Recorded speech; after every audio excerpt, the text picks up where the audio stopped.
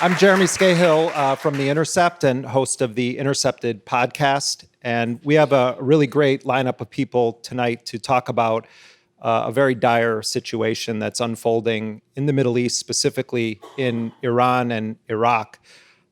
I think we need to be very clear about what the Trump administration has already done toward Iran, and that is to declare war by assassinating a senior military official of the Iranian government. This isn't about, is there going to be war with Iran? What the United States has done in assassinating Qassim Suleimani is, in and of itself, an offensive act of war.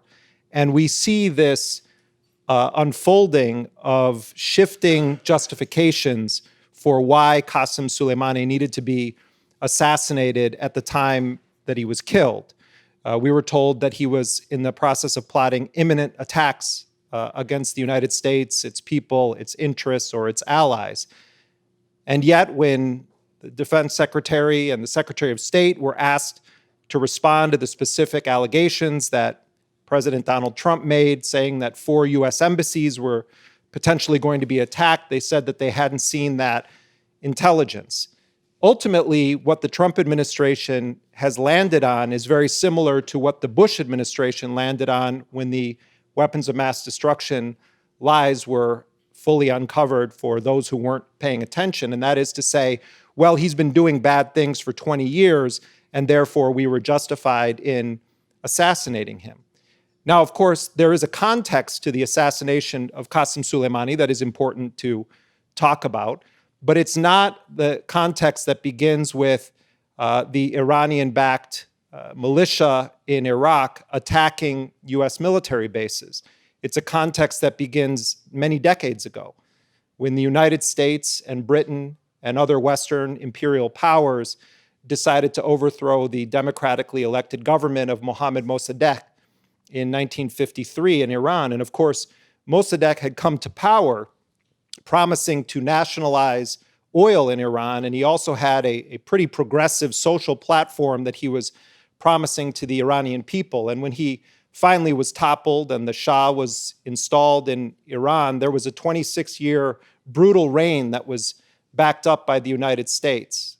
And then you had the U.S. bolstering and supporting Saddam Hussein as he rose to power in Iraq. In fact, the CIA provided to Saddam Hussein in Iraq, Iran's neighbor, the list of people who were suspected to be communists as they overthrew the regime of Abdul Qasim Karim, who was also a popular leader of Iraq and had moved to nationalize their oil. And when the Islamic Revolution happened in Iran in 1979, the United States began to redouble its efforts to back up Saddam and make him the premier U.S. client in that region. And they actually, under the Reagan-Bush administration, lifted Iraq off of the nations that were categorized as state sponsors of terrorism so that the U.S. could openly sell weapons to Saddam Hussein to be used in his war against Iran. And for more than 8 years, Iran and Iraq fought a mercilessly bloody war where more than 1 million people were killed, and the United States was arming both sides in that war, but disproportionately favoring Saddam Hussein. In fact, when Saddam was at his most brutal in the 1980s, when he was using chemical weapons, and by the way, those chemical weapons attacks were aided by the United States selling attack vessels to deliver those chemical weapons. Saddam was at his most brutal when the U.S. was offering him the most support. The policy in Washington was regime change in Iran from the moment the Islamic Revolution began. And ultimately, the Iran-Iraq war failed to overthrow Saddam Hussein's regime, but the United States wanted payback that extends to Donald Trump's threats to bomb 52 sites in Iran, including cultural institutions. Iran has basically been in a permanent state of siege since 1979 and since the United States supported Saddam Hussein in Iraq and his brutal regime. Throughout the 1990s, you had this sort of high-stakes diplomacy, negotiations, threats of sanctions, threats of war going on. But on 9/11, when the 9/11 attacks happened, Iran's response at first was to offer support to the United States in a clandestine way, including from the Revolutionary Guard Corps, because the Taliban government in Afghanistan was also an enemy of the Iranian regime. Once George W. Bush gave a speech written by #resistance figure David Frum that identified Iran as part of the axis of evil, that door was basically slammed shut. And throughout the Bush administration's 8 years in power, at any moment, war with Iran, overt war with Iran, could have happened. You had the same kinds of very hawkish neocons that now pepper certain quarters of the Trump administration, pushing for an all-out war against Iran and regime change against Iran. Among them, the not that long ago departed National Security Advisor John Bolton. When Barack Obama took office, he implemented sanctions and continued sanctions in Iraq that did target in Iran, that did target Iranian civilians. But the Obama administration's approach was to try to resolve the nuclear issue in a manner that ultimately would lead to some form of negotiation. While all of this was happening, you had Iranian nuclear scientists being assassinated. You had covert operations taking place in Iran, but generally speaking, in both Tehran and in certain quarters politically of the United States, the Obama nuclear deal was about as good of a deal that Iran could get under the current structure of the US government, and understanding that in both the Democratic and Republican parties, you had very hawkish individuals that would love to see regime change in Iran. Donald Trump campaigned on a promise to commit war crimes. And in fact, he openly tweets threats to commit war crimes. And he has even campaigned during this election season with actual war criminals that the US military has acknowledged are war criminals. So this is a different front-facing facade of the US empire, even though much of Trump's foreign policy is consistent with presidential administrations throughout history outside of the context of the rhetoric. So which brings us to the present moment, where you have had, in the aftermath of the US invasion and occupation of Iraq in 2003, Iran, which is directly next door to Iraq, playing an increasingly important role in various aspects of Iraqi society. Some of it has been good, social services, basic organization of society, and some of it has been playing proxy war games, facilitating militias, facilitating attacks. Qassim Suleimani definitely was a major player in that. He also was a major player in the fight against ISIS. At times, the United States even offered air cover for operations that Qassim Suleimani's forces were conducting on the ground. And when the Trump administration said that they were taking Qassim Suleimani out to prevent an imminent threat from being carried out, we have to wonder then about the reports that say that he's been on the kill list in the Trump administration for some 7 months. The Gang of Eight, the ranking member of the House and Senate Intelligence Committee, the chairs of the House and Senate Intelligence Committees, the leadership of both parties in both houses of Congress, were not informed in advance that the United States was going to be assassinating a foreign military official on a third country's soil. No, who was informed? Well, there were hints given, apparently, to guests at Mar-a-Lago. I don't believe that Title 50 of the U.S. Code mentions anything about warning guests of a covert U.S. military action that could have global ramifications, but nonetheless, those partiers and revelers at Mar-a-Lago were given more information than the Speaker of the House, the third in line to succession of the presidency. Benjamin Netanyahu of Israel was also told in advance and came very close to just blurting it out before it occurred. And when the Trump administration finally did send representatives to Capitol Hill to first brief the Gang of Eight and then brief a wider group of lawmakers, it was Republican Senator Mike Lee prominent Trump supporter who came out and said that what they are trying to do in these briefings is unconstitutional.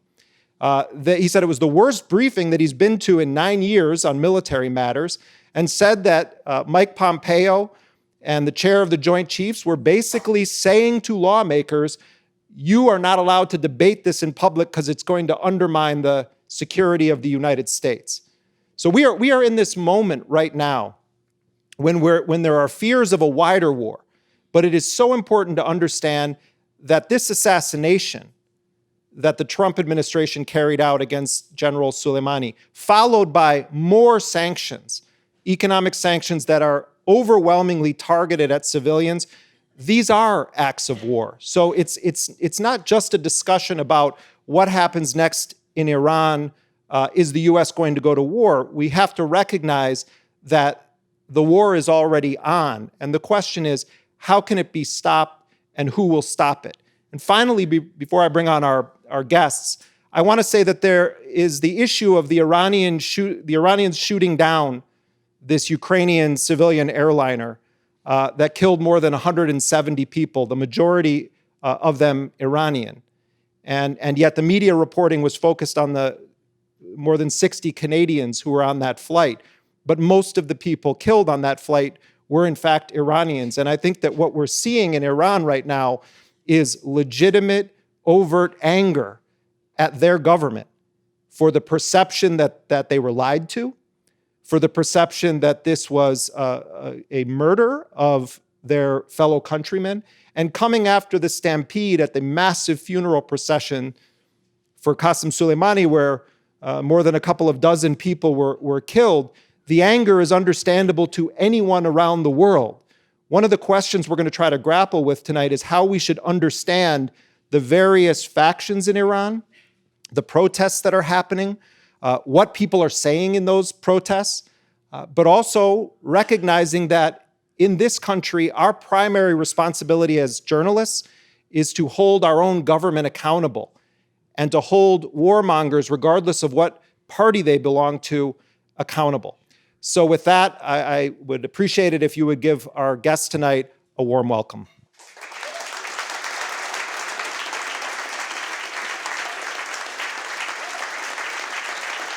Mehdi has been covering the Middle East for more than a decade, and he's interviewed both the vice president and foreign minister of the Islamic Republic of Iran. He also, not too long ago, interviewed the founder of Blackwater, Eric Prince, who plays a minor but perhaps important role in this story that we're going to discuss tonight. Murtaza Hussain is a reporter at The Intercept focusing on national security, and he was one of the lead reporters who did the reporting on the Iran Cables series that The Intercept did, in part in conjunction with the New York Times. And by the way, Farnaz Fasihi from the New York Times was supposed to be here tonight, but is unable to because of responsibilities at the New York Times this evening. In fact, I'm sure she's probably tweeting right now instead of being with us, but I understand the work and why this is so important to her. But we have some very able replacements. My colleague, Vanessa Gezari, is the national security editor of The Intercept and the main editor of the Iran Cable series. And my colleague, Ali Gharib, who is a senior editor at The Intercept and is also an Iranian American. Thank you all for being with us. Mehdi, I want to begin with you.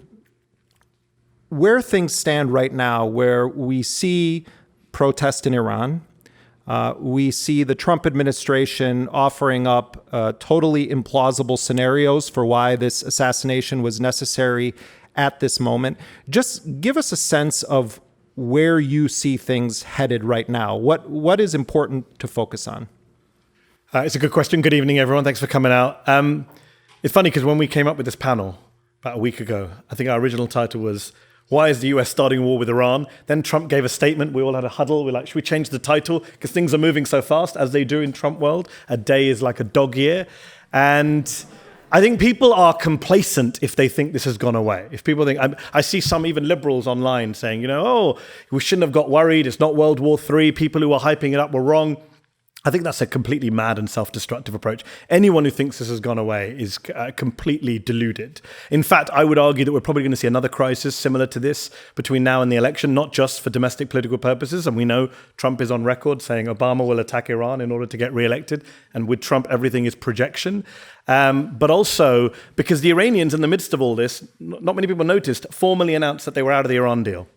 Till now, they kept saying, we're going to push the limits because the US has pulled out. But last week, they said, we're done. We're finished. So that means they're going to start enriching a bit more than they were. That means we're going to go back to the same old, the world hyperventilating about, are they building a weapon in secret? Trump, you noticed in his statement, the first thing he said that day, opening line was, Iran will not have a nuclear weapon, which he knows his base loves. He knows it's a good belligerent position. So this crisis has not gone away. It's just been postponed. The idea that he's de-escalated is nonsense. They've increased sanctions on Iran. I don't know how you can de-escalate if you're increasing sanctions, which for many Iranians, understandably so, is an act of economic warfare. And as you mentioned, the shifting justifications means we need to keep asking questions. We need to have events like this and do the journalism that we do. Because every day we see that these people are lying their asses off in a way that even Bush, Cheney, Rumsfeld may have blushed at. I don't know if you saw the NBC reporting today that Trump authorized the assassination of Soleimani in June 2019. That is 7 months ago. So if you authorize the killing of someone and they get killed 7 months later, that is not imminent, right? I know he likes to invent words like kofefi and foistering, but imminent has its own meaning, and these people have butchered the meaning of the word imminent. I will say, in fairness, though, it was under the Obama administration that a Justice Department white paper was leaked showing that, in fact, the Obama White House had come up with this incredibly insane new definition of imminence to basically be anybody who's ever done anything bad in the past represents an ongoing imminent threat. So, I mean, there's a lot we can pile on Trump, but I do think it's important, particularly because it's an election year, that we understand that there was an opportunity for 8 years of Obama to rein in some of these executive authorities, to put rules in place before Obama left office.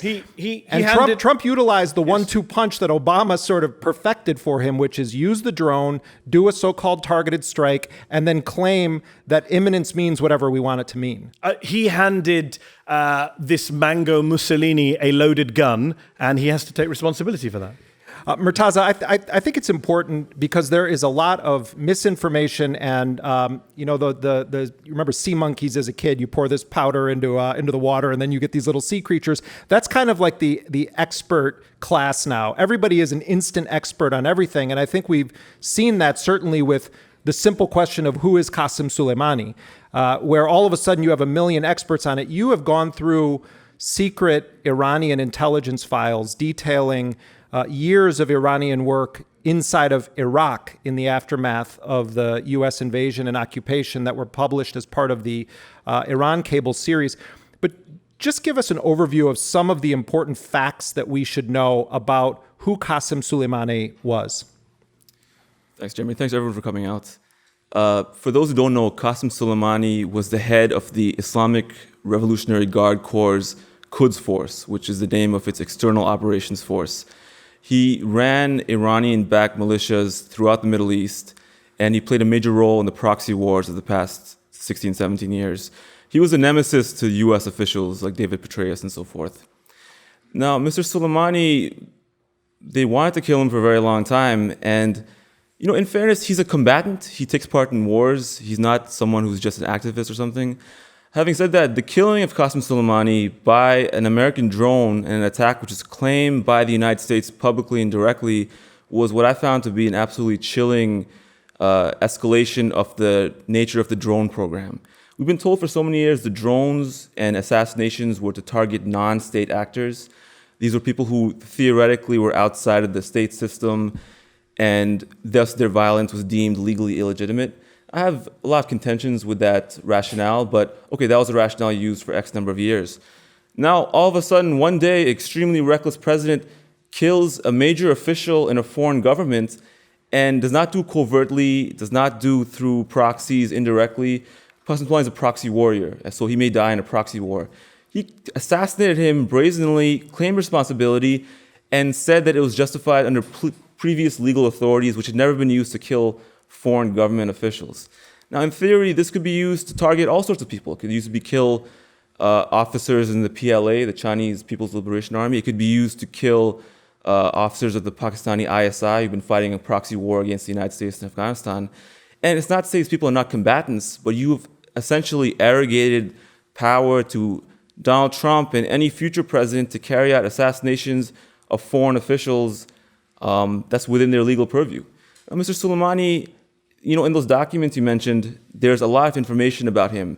And I think what our reporting contributed was some black and white facts, because there's so much conjecture. I think a lot of people didn't know who Qassim Suleimani was until last week, and now are commenting about him.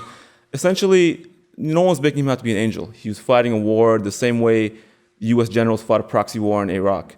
They armed militias who, in many cases, carried out atrocities. Those documents showed that those militias were carrying out atrocities in Iraq. The MOIS, which is the agency from which those documents came, which is somewhat of a rival to the Revolutionary Guards, they were critical of Mr. Soleimani's role. And yet, to be killed directly in active war by the United States, which is deemed not to be war, assassination has become something closer to U.S. government policy. It's a very chilling degradation of the laws of war such as they still exist. Maz, in the aftermath of Soleimani's killing, there were some interesting competing narratives to what he was actually doing when he got to Iraq. He took a flight from Damascus to Baghdad, and according to the versions put forward by U.S. officials, it was something like he was going there in pursuance of these imminent plots that he was going to be participating in. But Adel Abdel-Mahdi, the prime minister of Iraq, actually said that the reason that Soleimani was in Baghdad at that particular moment was because he was delivering a response to Saudi Arabia that was using Iraq as a mediator to go between Iran and Saudi Arabia in their own proxy wars. Who do you believe in this? There's a very intense information Just so people understand, what the prime minister of Iraq is saying essentially is that Soleimani was there as part of a peace process, and the United States, which is occupying parts of Iraq and refuses to leave even though Iraq has told them to go, assassinated him while he was on what they were characterizing as a peace mission or part of a negotiation. Right. Well, there's a very intense information war, as you alluded to. There's many different narratives going on around what took place. I think it's become clear now the Trump administration's narrative is completely spurious. It keeps changing day by day. Imminent attack, plots against embassies, retracting all that the next day. It's very possible he was on this peace mission that the Iraqi prime minister said he was on. I think that it's very possible because he's also Iran's viceroy to Iraq, more or less. And he was delegated roles far beyond just military commanding. He was a known figure and player politically in the region. I think that unfortunately we'll never have any transparency, at least in the immediate future, about what the U.S. rationale was for killing him. But I will note that it was reported Mike Pompeo did not want to retire as Secretary of State until he killed Qassim Soleimani. So this was his chance. Mm-hmm. Vanessa, and I should say Vanessa was the main editor on the Iran Cables series. A lot of people throw around the phrase proxy war or proxy militias and talk about Iranian-backed groups in Iraq. And I think it's important to always keep in mind that this was a U.S.-made reality when the United States decided to invade and occupy Iraq and shatter any semblance of civilian society in Iraq. But what are the facts about Iran's role in actual fighting in Iraq and support for armed groups? And is it just by default illegitimate because the U.S. says so, or is Iran operating with a bigger strategy in its support for armed factions inside of Iraq? Thanks everybody for being here. I think that's a really interesting question.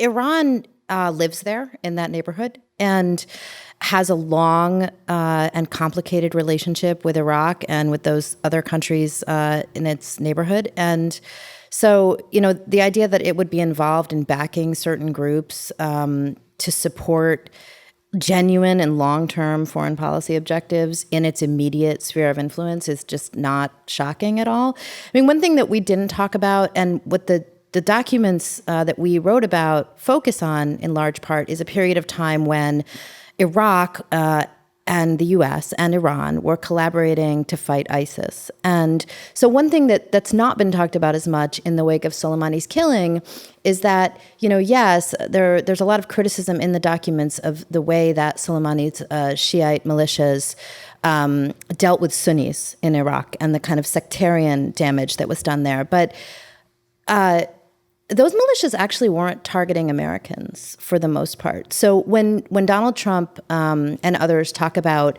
the hundreds of Americans who were killed by Iranian proxies, what they're mostly talking about is deaths between 2003 and 2008 during the height of the Iraq War that were caused by this particular kind of improvised explosive device that Iran was helping certain militias to, is believed to have been helping certain militias to make. So, in the period sort of after the U.S. withdrawal from Iraq in 2011, it seems to me there's a lot to suggest that Soleimani and others who were running Iran policy, and he was really sort of the lead person on Iran policy in Iraq, were really trying to not attack Americans, and because they wanted the Americans to leave.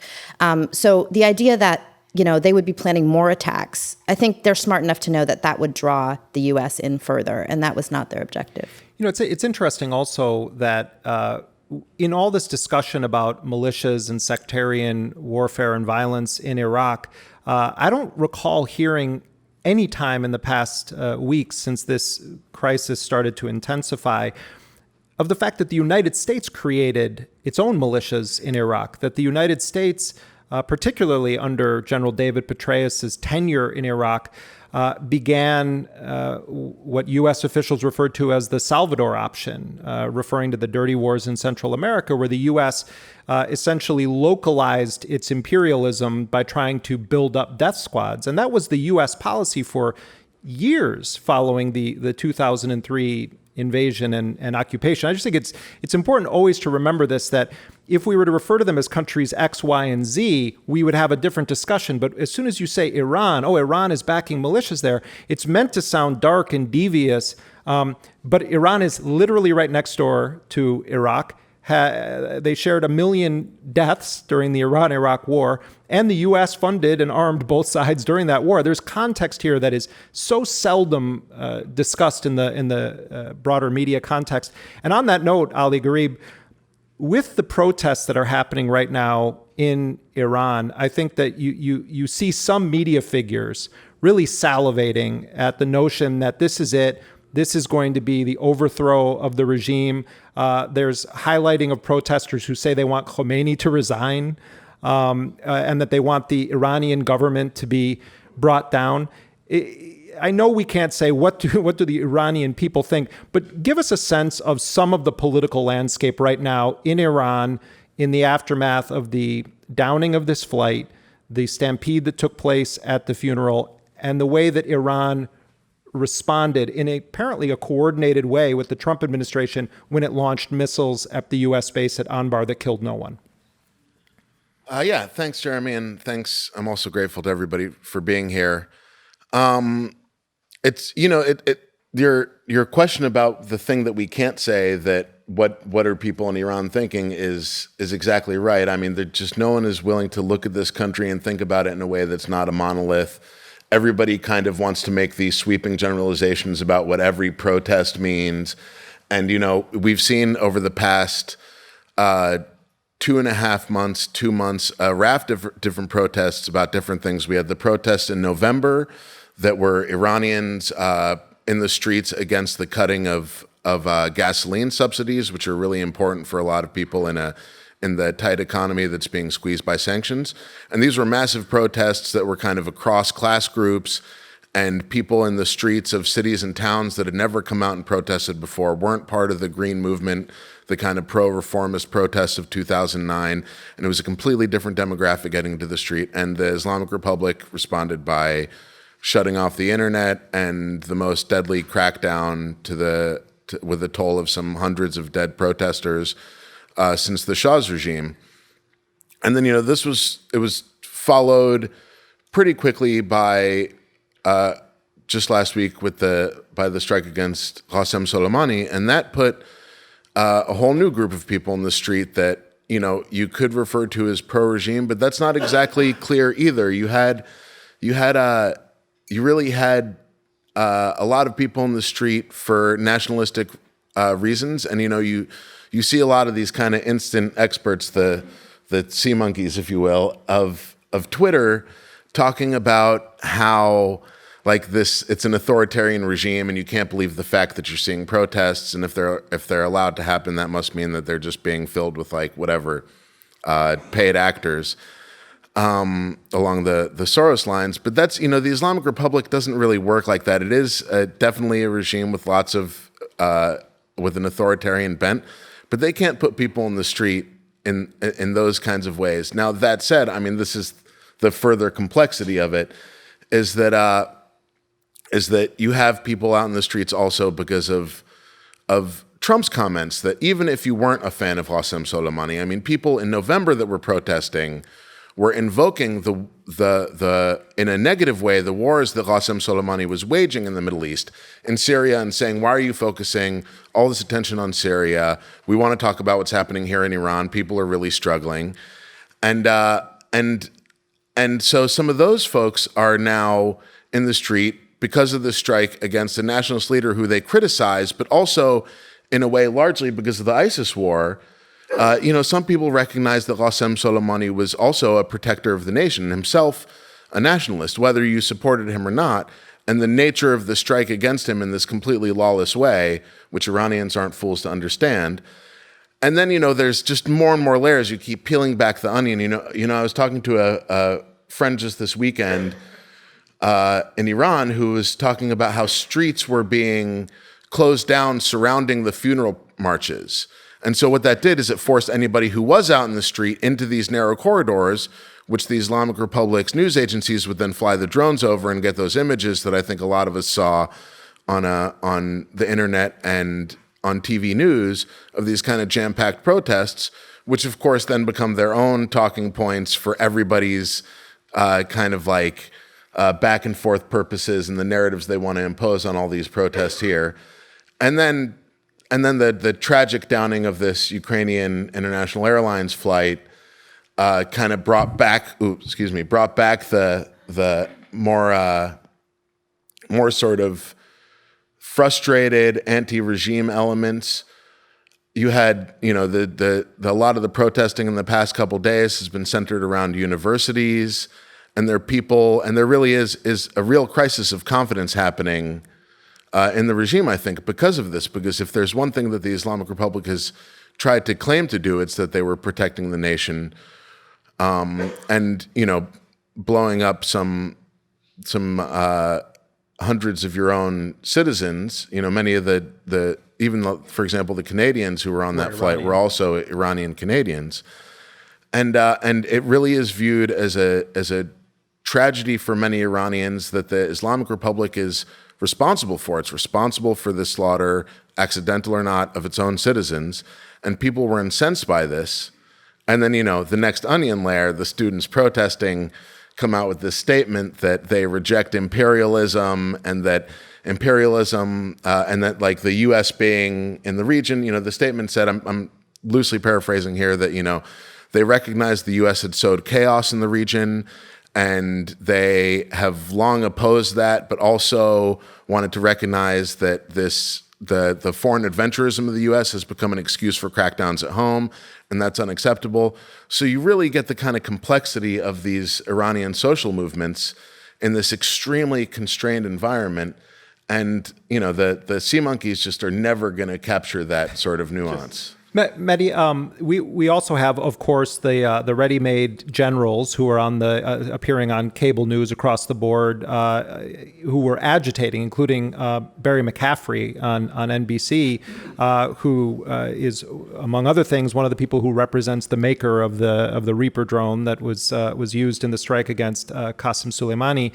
And at the same time, you have Donald Trump celebrating that his poorly translated tweet in Persian is the most liked tweet in the history of the Persian language. The overlap between Twitter and and Farsi, and Ivanka Trump celebrating that. But at the same time, this is the man who wants to ban all Iranians from coming into the United States. And I couldn't help tweeting this afternoon at Kevin McCarthy, who said, House Minority Leader saying, I'm putting forward a resolution to stand with the Iranian people against protests. And I couldn't help but tweet and say, does that mean you'll be letting them in as refugees if they're fleeing the violence? If not, shut the fuck up. I mean, it's just literally, you can't have it both ways. But they want to have it both ways because that's what this administration does. In terms of just I just want to pick up on the lines we made about experts, a couple of things about experts and context. What's so fascinating about Soleimani is that he literally became the boogeyman almost overnight, in the sense that, at least with other kind of evil enemies that the US empire uses to justify wars abroad, we build them up over time. When Baghdadi died and Trump stands up and says, I've killed the world's worst terrorist, we get it. Baghdadi was there, evil ISIS, bin Laden, of course, Saddam Hussein, Slobodan Milosevic. You always have to kind of create the Bond villain, cartoon character nemesis for the US to go and take out. Gaddafi, Noriega, some of them are our old friends, who was up, they're the friend one night before, the next day they're the world's worst enemy. With Soleimani, what's so fascinating is no one knew who the fuck this guy was until he was taken out. Donald Trump didn't know who he was when he was running for office. Many of you have heard that exchange with Hugh Hewitt, where he says, what do you think of Soleimani? And he says, tell me a little bit more. And he says, what do you think about the Quds Force? He goes, the Kurds have been treated horrifically. I mean, Trump, you might say, okay, that's Donald Trump. What do you expect from Donald Trump? But all of them, Mike Pence came out and did a multi-part Twitter thread about how bad Soleimani was. And there's a guy, I don't know who he is, I have to go back and look him up. And somebody in my timeline popped up with an amazing thing that he did. It's the best thing I've seen on Twitter all year. He went through every single right-wing nutcase who's come out on the Soleimani, Mike Pence, Kevin McCarthy, all of them, Ben Shapiro. And he went through their Twitter feeds and he just searched Soleimani. And none of them had ever said the name Soleimani until January the 2nd, when Trump took him out. Fascinating. Mike Pence said he's the world's worst. Mike Pence had never mentioned Soleimani before then. So it's amazing how this guy overnight becomes the world's worst terrorist, to quote Donald Trump. And yet apparently no one was talking about him. People were talking about him, obviously, people in the know. But these guys, the bloviators, the kind of armchair warriors, the chicken hawks, were not mentioning his name till then. So I think that's important to take into account. The other very quick point I want to make is about, the context. You mentioned context and you talked very eloquently at the beginning about the history. As the only non-North American on this panel, let me just say, people in the US and to a lesser extent Canada, aren't that familiar with their own history, let alone Middle East history. And the problem is, if you go to someone like Iran or Iraq, people are discussing what happened 10 years ago, 20 years ago, 30 years ago. It matters. It influences events today. Whereas we reset the clock every 2 minutes. We can't remember what happened last year, let alone 50, 60 years ago. So this is a very well-informed crowd of Intercept members, readers, listeners. Quick question here. How many people, if I say Operation Ajax, does that mean anything to you? Raise your hand if it means anything to you. Not many people. Operation Ajax is the 1953 CIA coup against Mohammad Mossadegh. Right? If I say to you the Island of Stability speech, does that mean anything to you? Jimmy Carter went to Iran lovable grandpa Jimmy Carter, went to Iran New Year's Eve, 1977, stood up, guest of the Shah, and said, praised the Shah for making Iran an island of stability in a troubled region, and said the people loved the Shah. That was at the same time that Amnesty was saying that the Shah had killed more people in executions than any other government in the world. Torture was beyond belief. That was Jimmy Carter. Iran Air 655. We've been talking about it a little bit in recent days, but until last week, I don't think anyone in the US media at least talked about the fact that in 1988, the United States Navy shot down. We did Unintercepted, but sorry. I know you did, Jeremy. I'm talking about the rest. Shot down Iran Air 655, killing 290 people, 66 kids, majority of them Iranian civilians.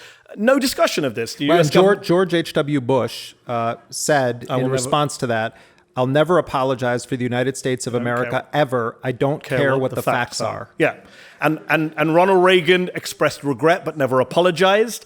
They never took legal liability. They made a payment to the families of the people who died. And then they gave a medal to the captain of the ship who shot down the airliner. Can you imagine if the Iranians shot down a US flight of 290 Americans? now or back then and then gave a medal to the captain, we would be rightly outraged. This stuff isn't just forgotten in places like Iran. Then we say, why do they hate us? Why are they shouting? Why do they protest? We have to understand the basics of our history, of the relationships between the US and Iran, the UK and Iran. Otherwise, we're never going to get out of this shithole. Ali, I think it's well said. I think it's important to... I think it's important to recognize that there is an Iranian group that has had disproportionate influence over not just U.S. policymakers, but some very prominent figures from both the Democratic and Republican parties. And I also am going to ask Maz about this as well. But just, Ali, briefly give an overview of who the MEK are and the kinds of U.S. officials that have been purchased essentially by the MEK. How long do we have? I could go on for... That's why I said give a very brief overview. I know this is one of your favorite subjects. He had a big smile on his face as he was building up to that question. The MEK is really a fascinating group. They have this wild history of being a Islamist, Marxist, revolutionary group kind of through the late 60s and 70s. They ended up fighting with Saddam Hussein against Iran in the 80s. And then ended up in exile in Iran. They were played a strange small role in the justification for the Iraq War because George W. Bush claimed that Saddam was harboring terrorists because he was harboring this group. And then they were disarmed as part of the Iraq War, and then just suddenly they started to slowly, incrementally buy influence in Washington. They had all these cutout groups in the States, despite the fact that they were listed as a terrorist group by the State Department. They started getting people like, making concerted, I actually did a piece for the Intercept in 2015 about this. They started making a concerted campaign of donations to politicians like Bob Menendez, Robert Torselli, the Torch, the old Bob Menendez's predecessor as the senator from New Jersey, and started to enlist especially former officials. And this is where it gets really interesting, is because so many of these former officials ended up either close to or part of the Trump administration, especially Rudy Giuliani and John Bolton, who've been paid extraordinary sums by the MEK, sometimes, $60,000 for 10-minute speeches to go speak at their conferences in France. And they basically are presented as the leading opposition group to the Iranian government, but the truth is that they're actually kind of like a really freaky cult. And it's just extraordinary for me to watch as an Iranian American, knowing how little purchase these people have inside Iran, even with people like my own family who are generally not very pro-regime, and everybody just detests the MEK. And they're a relatively small group. We're talking, it's impossible to say for sure, but we're talking maybe somewhere in the 10,000 to, if you want to give the high estimates, maybe 50,000 dedicated supporters. It's just not very much when you're talking about a nation of 80 million people with a massive diaspora. But it's not just neocons and Republicans, also figures like Howard Dean. Howard Dean, once called me an asshole in an elevator for asking him about how much he got paid by the MEK. And Democrats too, as I said, Robert Torselli, Bob Menendez. I got a name for you. Congressman John Lewis. Yeah, legend. John Lewis went to MEK conference, took money, and gave a speech. Yep. And it's very bipartisan, and it's really like it's an extremely disturbing example of what a little bit of cash can get you in Washington, and especially in an area like foreign policy where there's not that many massive popular campaigns being organized, and it sort of does play out as an elite game until something like a near war happens. Now, Maz, the head of Hezbollah and one of the most important figures, if not the most important figure right now in Lebanon, Hassan Nasrallah, gave a lengthy, in-depth analytical speech in the aftermath of the killing of Qassim Suleimani, and essentially predicted that this is the beginning of the end for the U.S. presence in the region. And of course, Nasrallah is viewed by Israel as public enemy number one in the neighborhood. But I'm wondering how you believe what the United States is doing right now with regard to Iran impacts Hezbollah and also the situation in Syria. I just want to make a point too about history, what Mehdi was saying. that, the whole history of how this started is because the US withdrew from the JCPOA 2 years ago under Trump. So even now, having this event, talking about this war, people have forgotten the context. This didn't need to happen. The reason for the JCPOA, also known as the Iran deal, was to prevent a war. So you reneged on that because you didn't like Obama, and now we're all here. Now, with regards to this question about Hezbollah and the US ejecting the US presence from Iraq and the rest of the region, ironically, is actually a quote by Christopher Hitchens in the time of the first Iraq war. It's very ironic given its later trajectory. Someone asked him, how long do you think this war will last? And this is about 1991. He thought for a moment and he said, I think it'll last around 100 years. So if you start a conflict like this in the Middle East, you get the United States involved, the war is not going to end, first of all, and it's going to take new permutations that draw the US in, regardless whether they want to leave or not. In 2011, the Obama administration technically made a big show of withdrawing from Iraq. They were tired of Iraq. It was a bitter experience for Americans and, of course, for Iraqis. And then very shortly thereafter, against their own will, they were drawn back by ISIS. So now the US is in a war with the people it was in a tacit alignment with against ISIS the last few years. And now these Shia groups, these Iranian-backed groups, are being targeted for airstrikes by the Americans. Qassim Suleimani, again, not an angel, but he certainly was one of the major commanders of the war against ISIS on the ground. And ISIS released a statement celebrating the killing of Qassim Suleimani after that. So now you have a conflict which is brewing between Hezbollah, Iraqi militias, groups in Syria, all gearing to target the United States or the US presence in the region. I think it'll be very difficult to eject the US in a short period of time. But if we're in a 100 years war, we'll still have 63 years to go. So, they could take some time. And they're not going anywhere. It's their home. Some of the reporting in the New York Times recently indicated that the default ruler of Saudi Arabia, Mohammed bin Salman, was very nervous about this situation, dispatches his brother to Washington to meet with Trump, and then the brother apparently is satisfied with what Trump has told him. But the reality is, Trump's first visit as president to Saudi Arabia, where the Bazaar Orb incident took place, and of course, then after the murder of Jamal Khashoggi, the Trump administration essentially playing defense for the royals in Saudi Arabia. And I'll throw this to anyone who feels informed enough to answer it. What should we think right now, or what should we be looking at with regard to Saudi Arabia's perception of the U.S. posture on Iran? Because clearly, one of the unifying threads of this coalition of the Trump administration, Israel, Saudi Arabia, the Emirates, and to an extent Turkey, is regime change in Iran. But how are we to understand the reports that Mohammed bin Salman was very concerned about Trump whacking this guy? Can you imagine how batshit crazy you have to be on foreign policy that MBS is the sensible, sober guy in the room? Well, imagine how far off the reservation you have to be as Trump and Pompeo and Pence that the Saudis are saying, cool your heels. Yeah, I mean, he was probably skiing indoors when he heard that. These are the people who wrecked Yemen and slapped around the Lebanese prime minister and dismembered a journalist. They're like, this is too crazy even for us. Right? But okay, fair enough. But on a serious note, because they've been pushing this for a while. But Saudi has been, as we know, they never wanted to fight the war, though, Jeremy. Bob Gates, who was defense secretary under Obama, former Republican, he had this great line. He said, "Look, the Saudis and the Israelis want to fight Iran to the last American." Right? The Saudi Israel have always wanted to fight, but they don't want to fight it themselves. They've always wanted the American government to do the fighting. I think in recent months, with Trump being so erratic and reckless, you saw that after the drone strike that allegedly the Iranians carried out on the Aramco oil fields. Was it last September? It feels like 10 years ago. You saw then when Trump refused to take action at that time, that's when the Saudis started allegedly putting out feelers via the Iraqi prime minister, via the Pakistani prime minister, Imran Khan, trying to get them to be a mediator between them and Iran, because they realized this is not going to work out well for us. We can't rely on this guy. He's all over the place. Look at North Korea. I always say if Qassim Suleimani had written a love letter to Trump, he'd still be alive today.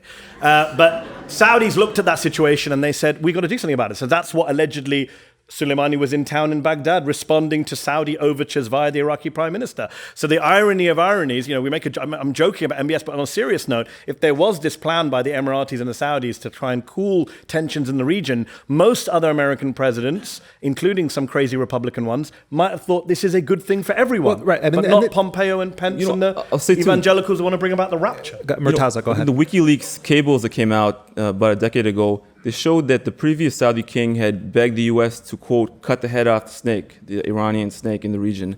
If you notice now that the U.S. is at the point of conflict with Iran, they've been very muted.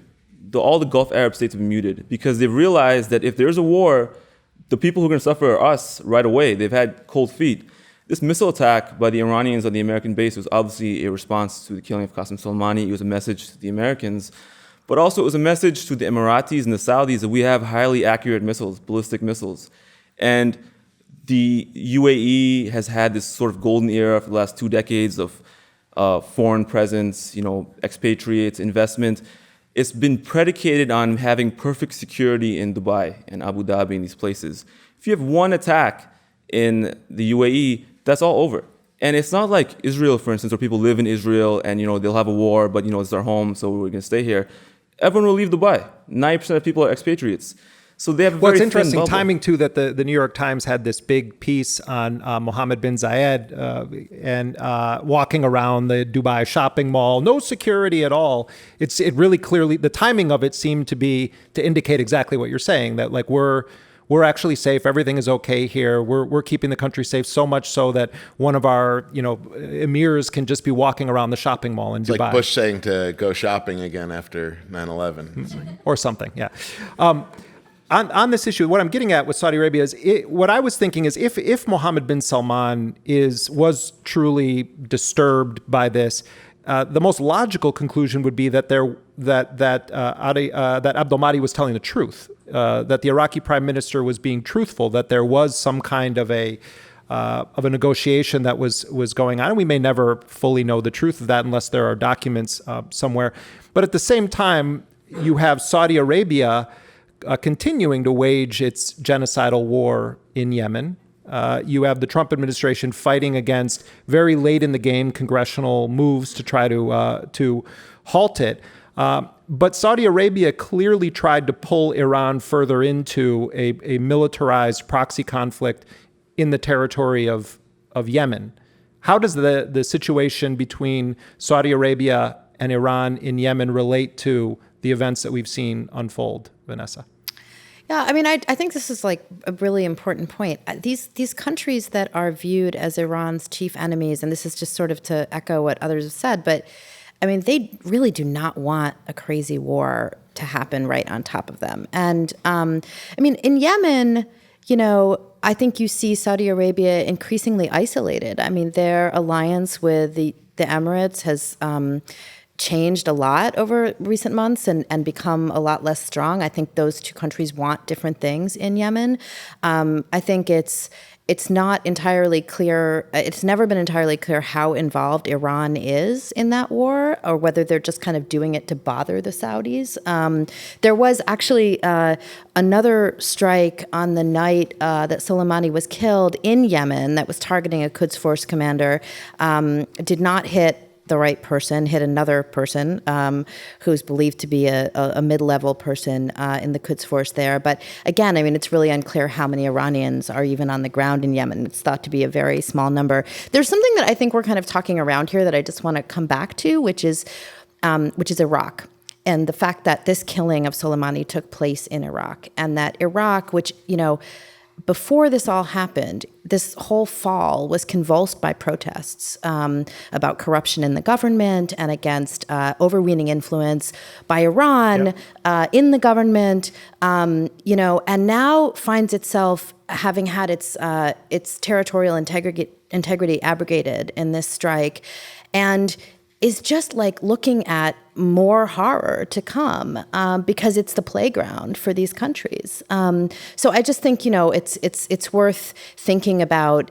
Abdul Mahdi's in a very difficult position and has a lot of connections with Iran and other things, but it's interesting that he's asking the U.S. to leave. The U.S. is not leaving right now, or says it's not leaving. But I think just things don't look good in Iraq. What do you call a country that refuses to leave another country when asked to leave? It's not an occupation. I mean, just for context again, 5 US presidents in a row have bombed Iraq. Right? It's like a rite of passage for being president of the United States. You get into office, Donald Trump came into office and bombed Iraq. Every president since Bush the senior has bombed Iraq. That country has been through so much war, both internal and externally imposed. So Vanessa's right to point out that now, and those protests that were going on before, the irony of ironies for people who hate Iran, they were actually anti-Iran protesters in Iraq. In Najaf, one of the most holy cities in Shia Islam, where Iran has a massive presence, they burned down the Iranian consulate. That's a big deal. And yet most of those protesters are now protesting against the US. So great job, Trump administration, in turning that around. One other country we haven't really mentioned is Israel, obviously. Only one country in the world, as far as I'm aware, came out fully behind this strike. And that was the Israelis. Netanyahu came out and said it's a great job well done. The Israelis have obviously been agitating against Iran even before the Saudis have. For many years now, back in 2002, Ariel Sharon was telling the Bush administration, why are you going to war with Iraq? You should be going to war with Iran. This has been going on for a while. Netanyahu, in his previous avatar, when he was prime minister early on, was pushing it then. He's pushing it now. The Israeli security establishment actually, ironically, were in favor of the US staying in the JCPOA.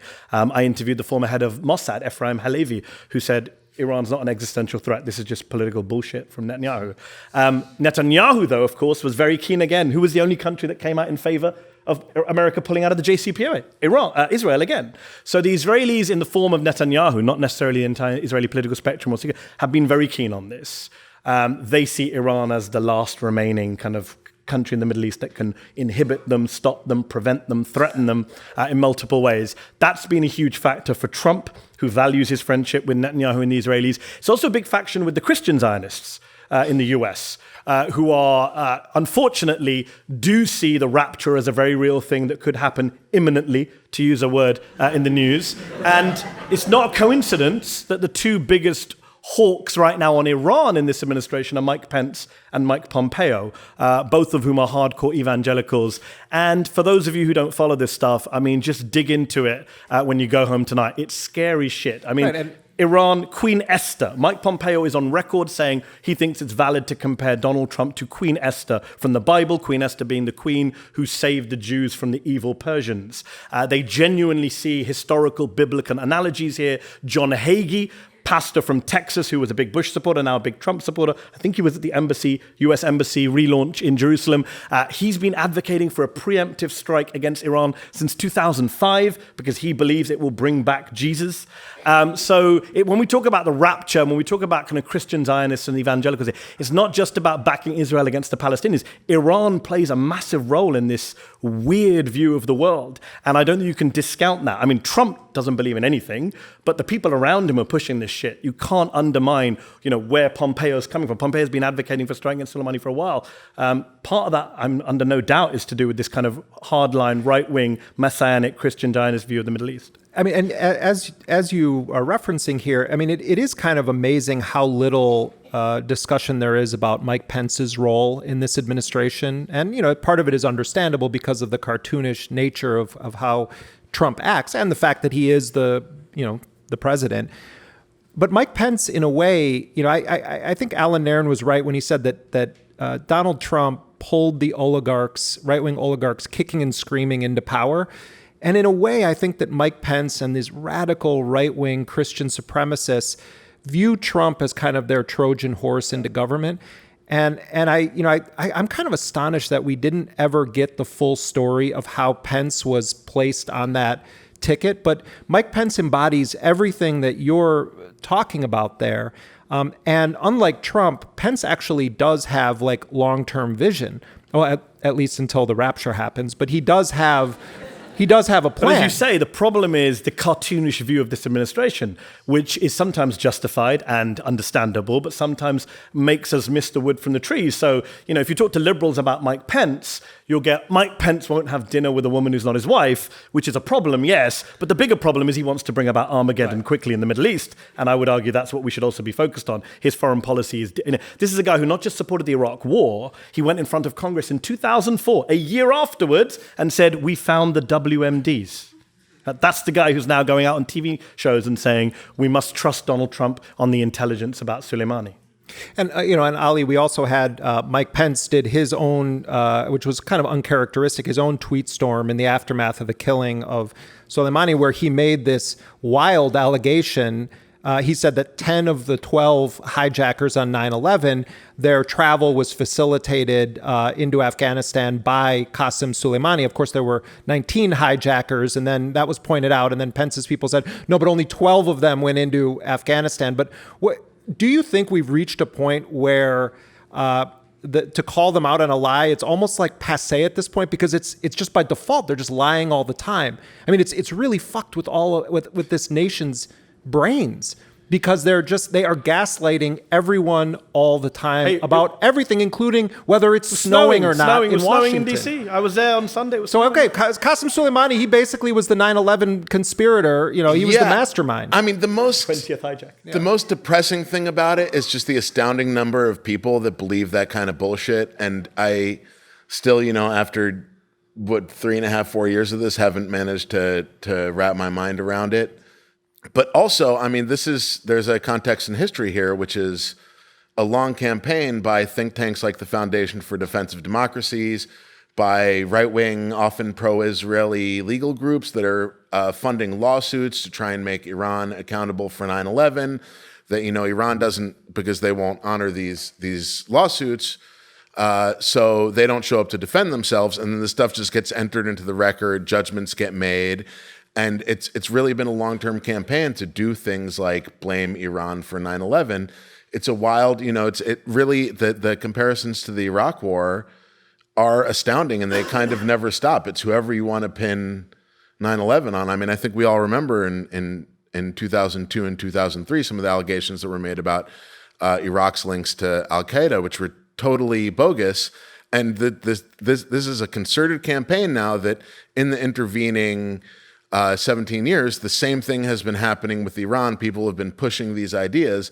So when Mike Pence tweets it, it's not coming from nowhere. I mean, I think it is like willful and brazen lying, and with lots of people believing it. But these are parts of long campaigns to try and just make these associations about, as Mehdi was saying before, that you make these bad guys and make people hungry for war with them. I mean, it's a very long game plan. Nancy Pelosi reportedly is going to be delivering the impeachment articles to the Senate, and there's some back and forth going on about how that's going to play out. And there's the question of witnesses. And I don't want to discuss anything about the impeachment right now unless it directly relates to Iran.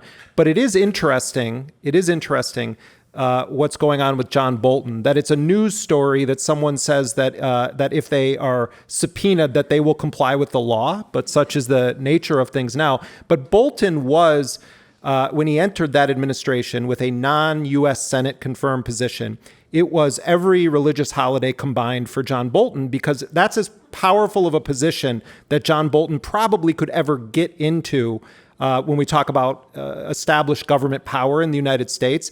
And it was somewhat short-lived, but clearly Bolton was agitating for this scenario with Soleimani and has spent his entire public life agitating for regime change in Iran since 1979. Is there anything of note that we should look at when we talk about the possibility of John Bolton testifying as it relates to the Soleimani assassination? I mean, I don't think he's going to testify anything to do with I that. don't either. I mean, but I do think Trump should be impeached over Iran. He can impeach him for everything. Frankly, I think the impeachment articles being 2 is ridiculously low. In terms of Bolton testifying, I mean, we know that the Ukraine stuff is bad, that Bolton's on, that Bolton feels strongly about that stuff. I just find it ironic that we always knew Bolton wanted regime change. It'd be ironic if he brought regime change to Washington, D.C. That would be an ironic end to his career. Of course, I don't have any illusion that Bolton would get up there and be like, let me tell you all of Trump's crimes, and I'm going to tell you what I meant by that drug deal thing. Yeah. Of course, ironically, he almost didn't get the National Security Advisor job because of his mustache, remember? Right. So we were all like, oh, we've avoided World War III because he has a mustache. And then he hired him. I think people may think you're joking about that, but that's it's true. legitimately true that And then Trump he fired hated his him, and then mustache. everyone went again, oh, we've avoided World War III. The problem with that, again, is number one, as we mentioned, there are many other hawks in the administration, like Pence, like Pompeo, outsiders like Eric Prince pushing for action. And of course, Trump himself is a hawk. I mean, we have to put that on the record. It's all very well blaming Pompeo, blaming Pence, blaming Bolton. But ultimately, as Truman said, the buck stops with the president. Trump made it very clear when he ran for election, I'm going to commit war crimes. I'm going to take out the families of terrorists. We're going to take their oil, as he said again on Fox News last week. I mean, this is a president who brags about wanting to commit war crimes, who is deeply belligerent. I'm not surprised he took out Soleimani. I'm amazed it took this long. I thought we'd be going to war with Iran in year one when Mike Flynn, remember General Flynn, who was National Security Advisor for all of, 21 days? He came out, I think, in day 7 or something, came out to the White House podium and said, we're putting Iran on notice. This was an administration full of Iran hawks, led by a hawk from day one. As I said, I'm just amazed it took this long to get to this point. Of the Democratic candidates that are running right now, you had Bernie Sanders out of the gate calling it an assassination. Elizabeth Warren initially released a statement that sort of played it both ways. It started by talking about the horrible nature of Qassim Suleimani and then expressed concern about a wider war now being sparked. And then later, with a much more forceful statement on it, Tulsi Gabbard has, even though she's not going to be in the debates, has been making this one of her major focuses on the campaign trail. Joe Biden, of course, voted for the Iraq War and has been pretty hawkish on Iran, including during his time as the chair of the Senate Foreign Relations Committee. But what about the Democrats' response to this? I'd be curious in all of your takes on this. You can take any candidate or aspect of it you want, and then we're going to open it up to audience questions. But let's begin with Ali Gharib, and we'll come back down to Mehdi. Can I say something nice about the Democrats? It was actually remarkably unified. I mean, there was a lot of the hemming and hawing, the sort of things like the Elizabeth Has Joe Biden Warren put out a statement. statement yet? Because his response was, "I'm going to think about this and then put out something in a few days after my nap." He talked about the recklessness, and I think also, Murtaza hinted at this before, that this all started because of kind of Trump's racist obsession with undoing everything that Obama did and withdrawing from the Iran deal, which really was kind of the off-ramp between the historic path for confrontation between these two nations. And Biden, I agree, he's been hawkish at various points on Iran, but he played an instrumental role in kind of ramming the Iran deal through Congress.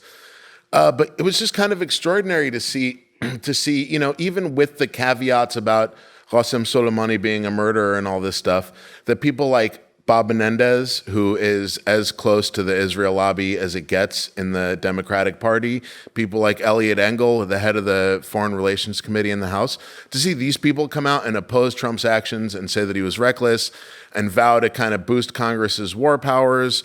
It was actually a fairly remarkable show of unity on some of the, not every detail and not the perfect statements, but on many of the kind of larger political points.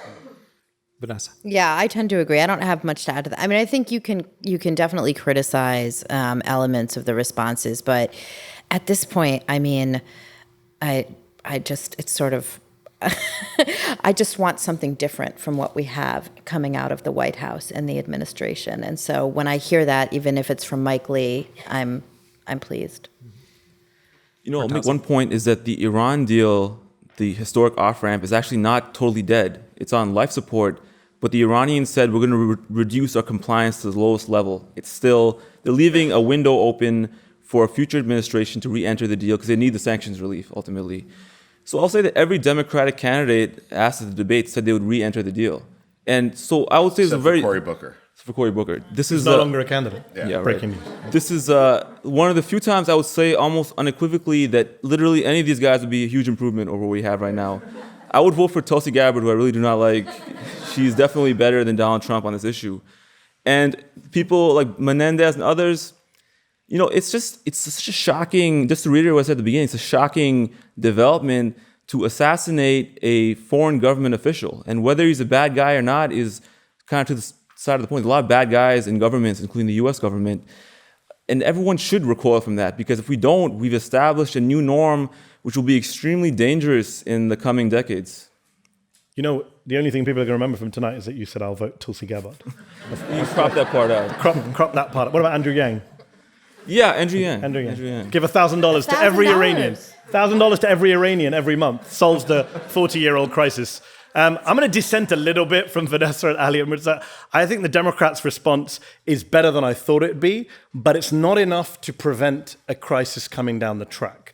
And I look at some of the, Pete Buttigieg came out on the day and said, as a former intelligence person, I want to know what intelligence was behind all this. That's a crap response to an illegal assassination of a foreign government official based on lies. Biden did come out and condemn it strongly, but then, I don't know if you saw the ad he put out a couple of days ago. It could have been a Rudy Giuliani or a John Bolton ad. It had crowds in black shouting, screaming, death to America, and standing on a flag. And they're like, you need a man. You had the movie guy saying, he's the guy with the experience. Yeah, the wrong experience of invading Iraq.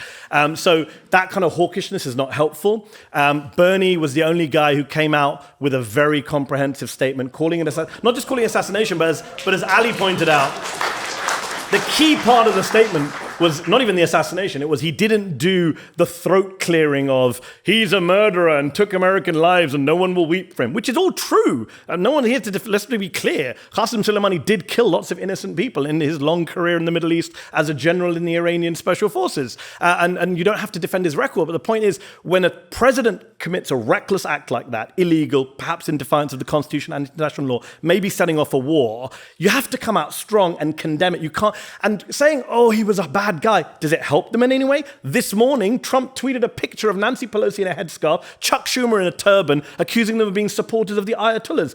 Democrats saying any kind of throat clearing won't stop them being accused of being pro-terrorist, won't stop them accused of being socialist. There's no point playing that game of trying to appease the Republicans or appease Fox News or waving a flag before you do. That's why Bernie's statement was so strong. I wish other Democrats would speak out so strongly. The problem you have right now is on the Iran debate. I know we're going to go do it, just to make one last point to wrap up what we said at the beginning, which is you have this history of bad blood. You have these misunderstandings. You have grievances on both sides. Democratic leaders need to be able to address that. They need to go back and say, you know what? We need to start from scratch. It's not just enough to have a nuclear deal, which Obama did, which was good, but we need to look at the whole thing again. Why are we in this Cold War? Why do we, quote unquote, hate each other? Why for 40 years have we wrecked our two countries in this pointless life? What do we have against each other? There has to be a complete reassessment of the relationship between US and Iran, and I don't see any Democratic figures, apart from probably Bernie Sanders, who's willing to do that right now. And that's a problem if we're going to avoid a war down the line. All right, let's hear it for our panel here.